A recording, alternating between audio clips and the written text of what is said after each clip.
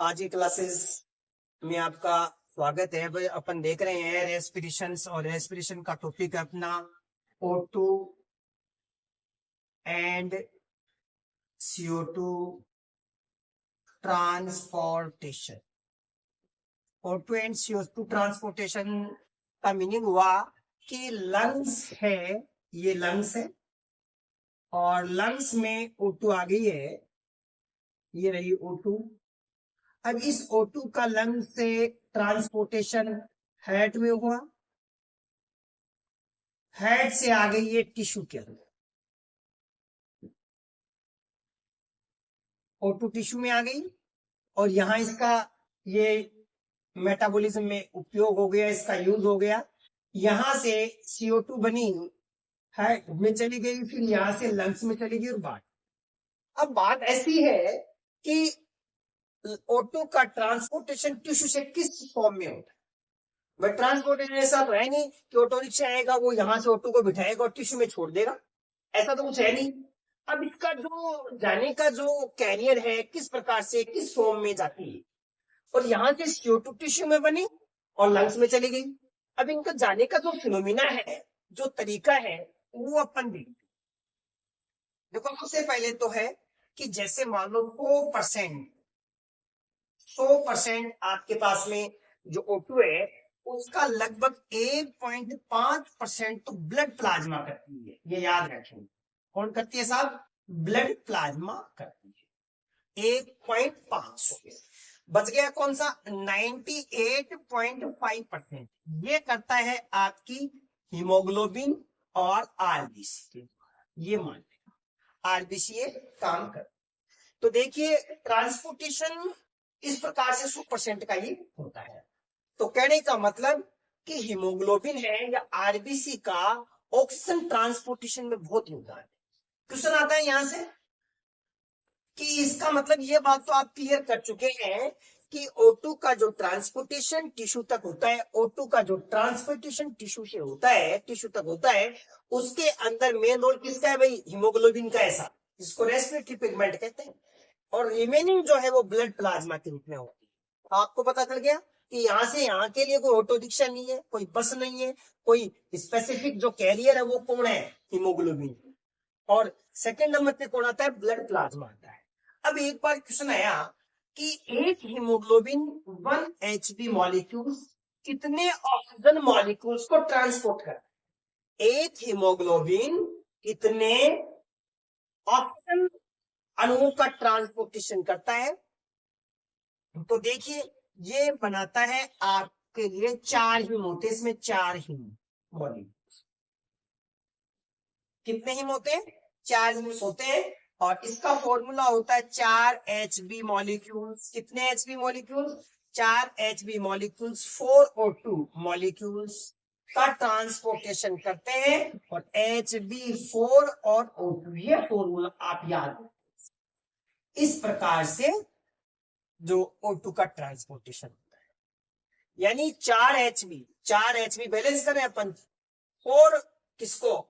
4O2 जो molecules है उनका ट्रांसपोर्टेशन करता है Hb4O। इसे कहते हैं अपन ऑक्सी हीमोग्लोबिन। क्या कहते हैं? Oxy haemoglobin. ऑक्सी हीमोग्लोबिन यानी इसको कहते हैं अपन शुद्ध रक्त। दूसरी भाषा में क्या कहेंगे इसको? शुद्ध रक्त। जो O2 लंग से यहां से O2 है वो हीमोग्लोबिन के साथ में जुड़ेगी और टिश्यू तक आएगी। आगे बात समझ में? यानी O2 का जो ट्रांसपोर्टेशन ब्लड प्लाज्मा और हीमोग्लोबिन के द्वारा होता है। और हीमोग्लोबिन, एक हीमोग्लोबिन में 4 हिम होते हैं, हिम। और इस प्रकार से ये रिएक्शन है 4 Hb molecules 4 Hb molecules 4O2 molecules को क्या करते हैं? ट्रांसपोर्टेशन करते हैं। चलो इस प्रकार से ये हो गए 8 हो गए ना, 8। अगर एटम की बात करेंगे तो कितने हो जाएंगे? 8 हो जाएंगे, है ना। अब देखिए, अब ये जो ट्रांसपोर्टेशन हो रहा है ये किन कारकों पे डिपेंड करता है? O2 ट्रांसपोर्टेशन टिश्यू तक होगा, वो किन फैक्टर्स पर डिपेंड करता है? पहला तो फैक्टर है PO, सेकंड फैक्टर आएगा PCO2 एंड pH, फिर आएगा टेम्परेचर, फिर आएगा BPG, और टाइप ऑफ हीमोग्लोबिन भी देखते हैं, हीमोग्लोबिन का जो टाइप है ये भी अपन देख सकते हैं। अब आ रहा है PO2। PO2 की अगर अपन बात करें, अब PO2 क्या है, ऑक्सीजन का आंसर। देखो ये ले लेते हैं पहले, अगर PO2 की वैल्यू बढ़ती है, ये ग्राफ बना लेते हैं, ये HB सेचुरेशन है, HB का सेचुरेशन 100 तक मान लो, 0 से यहां पर ये अपना जो वैल्यू है अपन ले रहे हैं PO2 oblique P CO2 PH, ये सब है ना।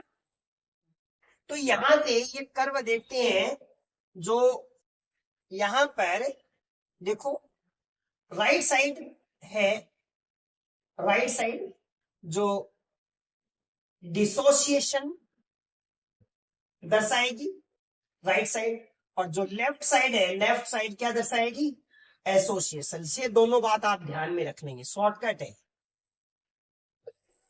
डिसोसिएशन का मतलब HB प्लस O2, हीमोग्लोबिन से O2 अलग हो चुकी है। एसोसिएशन का मतलब है HbO2 यानी शुद्ध ऑक्सीजन। अगर PO2 की वैल्यू बढ़ेगी, अगर PO2 की वैल्यू बढ़ेगी तो क्या होगा, एसोसिएशन। क्या होगा, एसोसिएशन होगा, यानी HbO2 बढ़ेगा, HbO2 बढ़ेगा। अगर PO2 की वैल्यू बढ़ती है, PO2 की वैल्यू, PO2 हाई, अगर इसकी वैल्यू बढ़ेगी, आपको पता है यहां पर PO2 की वैल्यू थी, आंशिक दाब था जो 95 के लगभग था, तो HbO2, इधर PO2 की वैल्यू कितनी आ रही है, 40 के लगभग आ रही थी, कम थी, 40 mmHg आ रही, तो क्या हो गया था, डीऑक्सीडेशन हो गया था, अशुद्ध रक्त बन गया था। यानी PO2 की वैल्यू बढ़ेगी तो क्या होगा, क्या होगा भैया, HbO2 का फॉर्मेशन। ठीक है, इसी प्रकार से नेक्स्ट जो अपना फैक्टर था PCO2, PCO2 की अगर वैल्यू बढ़ती है तो क्या होगा, PCO2 की वैल्यू बढ़ेगी तो Hb प्लस O2 HbO2 यानी डिसोसिएशन हो गया। देखो यहां पर CO2 PCO2 की वैल्यू ज्यादा है तो क्या होगा, हीमोग्लोबिन है वो ऑक्सीजन को क्या कर देगा, रिलीज कर देगा, यानी क्या हो जाएगा, HB प्लस O2, यानी उत्तकों के अंदर जो हीमोग्लोबिन से ऑक्सीजन मुक्त होती है, इसके पीछे रोल किसका है, CO2 की सांद्रता अधिक होना। अगर CO2 की सांद्रता यहाँ कम होती तो टिश्यू में जो O2 वो रिलीज होती नहीं। इसे कहते हैं बोर इफेक्ट। क्या कहते हैं, बोर इफेक्ट कहते हैं, बोर नाम का साइंटिस्ट है, बोर इफेक्ट कहते हैं। तो अगर बोर इफेक्ट का मतलब क्या है कि टिश्यू के अंदर जब PCO2 की वैल्यू ज्यादा होती है तो हीमोग्लोबिन से ऑक्सीजन क्या हो जाएगी, रिलीज हो जाएगी, अदरवाइज रिलीज नहीं होती। इसकी खोज किसने की, क्रिस्टन बोर ने की, इसलिए इसको बोर इफेक्ट अपन कहते हैं। अब देखिए आप, एक बात यहां पर यह भी है, अगर CO2 की वैल्यू बढ़ती है तो ब्लड प्लाज्मा में कार्बोनिक एसिड बन जाता है, कार्बोनिक एसिड, कार्बोनिक एसिड।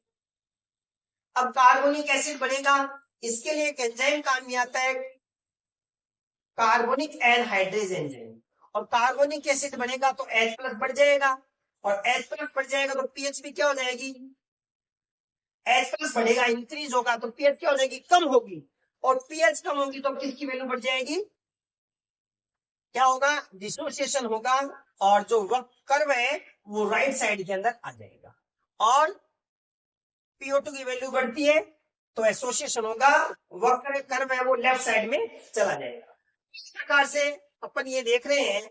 इसी प्रकार से जो नेक्स्ट फैक्टर है अपना BPG, ये देखते हैं BPG को,